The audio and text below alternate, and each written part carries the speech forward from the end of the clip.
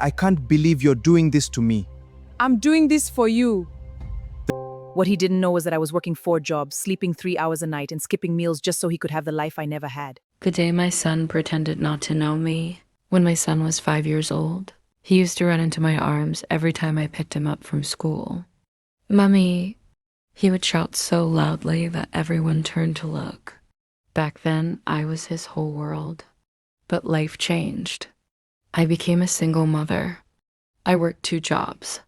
Some days I left home before sunrise and returned after dark. Everything I did was for him. Every sacrifice, every missed meal, every sleepless night. Years passed. My little boy became a teenager. Then one afternoon, I went to pick him up after football practice. As I walked toward him, I smiled and waved. But something happened that broke my heart. His friends were standing beside him. He looked at me, then looked away. I waved again. He frowned and quietly said, "Please don't come here again." I thought I had heard wrong. "What?" He looked embarrassed. "My friends are here?" I stood frozen. Then he said the words I will never forget. "They think you're my aunt." My heart sank. I didn't know what hurt more, the fact that he was ashamed of me, or the fact that he thought I wasn't good enough to be his mother. That night, I cried myself to sleep.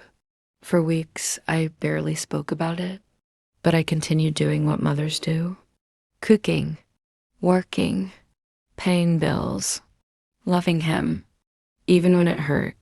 Years later, my son graduated from university. The hall was packed, parents everywhere. When his name was called, he walked onto the stage. Then something unexpected happened. Instead of giving his speech immediately, he searched the crowd and pointed at me. His voice trembled. "My mother is here today." Everyone turned. I wanted to disappear. Then he continued. "When I was younger, I was ashamed that my mom worked cleaning offices." The room became silent. Tears filled my eyes. But now I understand. He paused. Every opportunity I've ever had came from her sacrifices. People started crying, including me. Then he smiled. "And if I become half the person she is, I'll consider my life a success." At that moment, the pain I carried for years disappeared.